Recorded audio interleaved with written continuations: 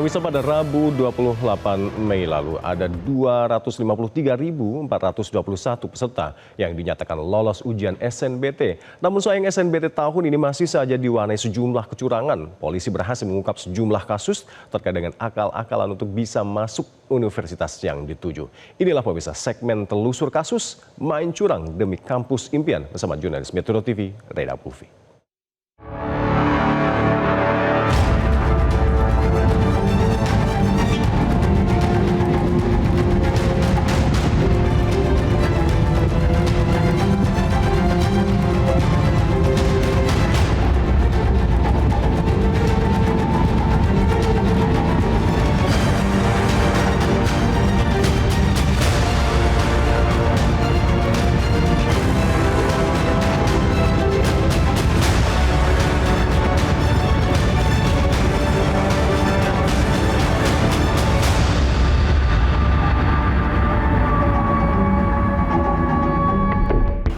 SNBT atau Seleksi Nasional Berdasarkan Tes merupakan seleksi masuk perguruan tinggi negeri.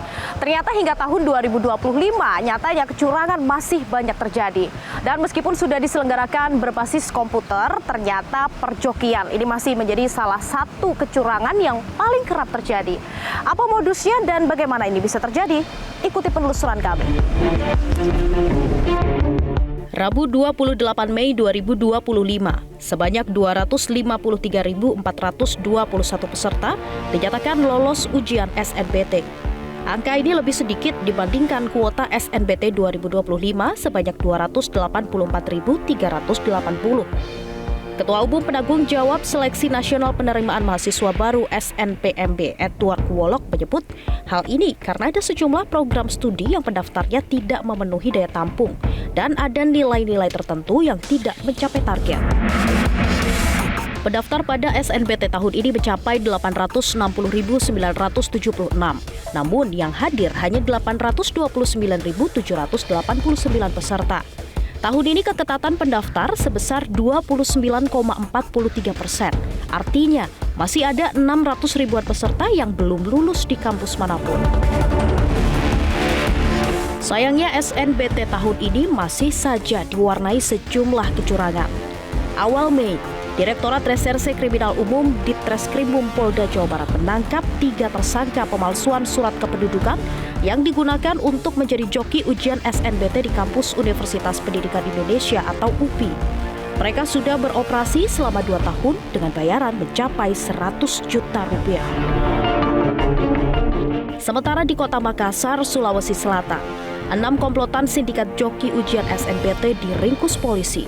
Modusnya menanam aplikasi di komputer ujian terhadap peserta ujian UTBK SNBT. Kecurangan ini melibatkan orang dalam di kampus Unhas, yakni pegawai honorer ITE dan mahasiswi kedokteran kampus Unhas. Mereka dibayar 200 juta rupiah jika peserta lolos ujian, sementara pelaku joki hanya dibayar 2 juta rupiah. Di Universitas Jember, kecurangan juga melibatkan oknum tenaga honorer dengan modus menghubungkan komputer joki ujian dengan komputer peserta menggunakan proxy, sehingga pelaku bisa mengendalikan komputer peserta dari jarak jauh. Kemudian di Universitas Sumatera Utara atau USU menangkap 4 orang yang berperan sebagai peserta ujian pengganti. Mereka diiming-imingi uang 10 juta rupiah jika lulus UTBK. Kecurangan juga dilakukan dengan memasang kamera pada kacamata untuk membantu melancarkan aksi mereka. Tim Metro TV mencoba menelusuri jejak jasa perjokian di internet. Hasilnya, kami menemukan satu penyedia jasa di Jakarta Barat. Pemirsa, sebenarnya kalau kita lihat di internet begitu ya, cukup banyak jasa-jasa yang menawarkan joki untuk ujian. Nah, kami mencoba menghubungi salah satunya via pesan singkat. Di situ ada alamat yang tertulis di salah satu perumahan di Jakarta Barat. Nah, kami mencoba menyusuri perumahan tersebut, tapi ternyata tidak ada tanda-tanda di mana letak dari kantor yang menawarkan jasa joki tersebut. Tapi ketika kami hubungi via pesan singkat, dibalas dengan cukup cepat, fast respon. Dan untuk kami bertanya mengenai harganya, ini ternyata beragam untuk masuk ke perguruan tinggi negeri. Tapi start atau dimulai dari 1,5 juta rupiah. Sementara untuk tata cara, prosedur pengerjaannya, baru nanti akan mereka sampaikan ketika sudah fix order. Meskipun sudah mengerjakan ujian berbasis komputer pemirsa, tapi ternyata para joki ini juga semakin canggih. Ada banyak modus yang mereka lakukan. Yang pertama, mereka menggantikan secara langsung peserta di lokasi ujian, mengganti foto pada kartu ujian menggunakan AI. Kemudian ada juga modus lainnya, mereka memasangkan kamera kecil di kacamata, di behel, bahkan di kancing pakaian. Dan yang terakhir, modus yang ini sudah ditemukan juga, di mana para joki ini mengendalikan secara jarak jauh komputer yang digunakan oleh para peserta untuk mengerjakan ujian. Nah, yang menjadi pertanyaan berikutnya, apakah mereka bisa dituntut secara hukum pidana? Ya, saya ingin menekankan bahwa panitia harus tegas sebenarnya, ya, karena ini bukan soal banyak atau sedikitnya. Itu walaupun dari sisi jumlah ya yang melakukan kecurangan amat kecil kalau di sisi itu, tapi ini amat mencederai dunia pendidikan. Sehingga saya menyarankan pemerintah tegas saja, panitia ya terutama di sini, dan polisi proaktif. Ya begitu ada laporan, begitu ada pelanggaran-pelanggaran yang sudah menyangkut pidana, misalnya pemalsuan, ya kecil-kecil lah ya, jangan dulu yang pakai teknologi, pemalsuan dokumen lah, gitu ya. Nah itu harus ditindak tegas, kenakan pasal-pasal KUHP pidana, baik ya yang memalsukan maupun yang dipalsukan. Sama juga yang mengelola teknologi, kecurangan teknologi, bukan hanya yang si pesertanya di situ, tapi pihak luarnya. Yang tadi disebut indikasi adanya sindikat, ya jejaring, gitu jaringan. Nah itu harus dibongkar. Kalau perlu dipidanakan, ya kita harus menyaksikan tahun 2025 ini buka ke publik siapa saja yang melakukan perjokian itu. Nah kita tunggu nih sanksi tegasnya itu. Ya pelaporan cepat ke polisi gitu ya, dan polisi juga cepat melakukan ya penyelidikan. Sanksi pidana juga harus segera ya. Menurut saya kalau itu bisa dilakukan, mudah-mudahan jadi ada semacam efek jerah ya Mbak ya. Bahkan Komisi Pemberantasan Korupsi KPK juga menyoroti kecurangan-kecurangan yang terjadi. Wakil Ketua KPK Ibnu Basuki Widodo menyebut kecurangan yang terjadi termasuk tindakan koruptif.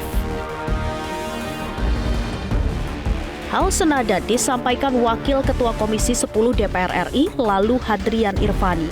Ia menyebut kini pelaku kecurangan makin canggih, maka perlu tindakan preventif yang tak kalah inovatif.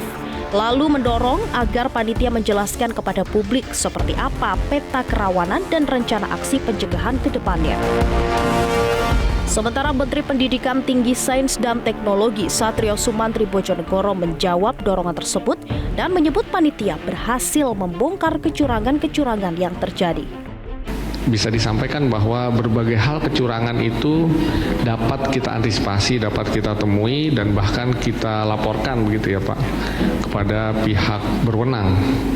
Dan kita juga melihat modus yang semakin terstruktur, modus yang semakin by design, yang kemudian menuntut kita semua, panitia ini akan lebih hati-hati, akan lebih mengantisipasi lebih dini lagi, sehingga kami sangat yakin berbagai kecurangan-kecurangan berikutnya, berbagai upaya-upaya yang tidak sesuai aturan itu akan kita hindari dan akan kita berikan hukuman yang seberat-beratnya sesuai ketentuan, supaya kita ingin menghargai adik-adik kita, anak-anak kita yang memang telah berjuang keras, telah mempersiapkan diri dengan sebaik-baiknya. Kita tidak ingin proses yang tidak fair itu terjadi lagi. Dunia pendidikan Indonesia lagi-lagi tercoreng oleh ulah oknum yang menghalalkan segala cara demi masuk ke kampus impian.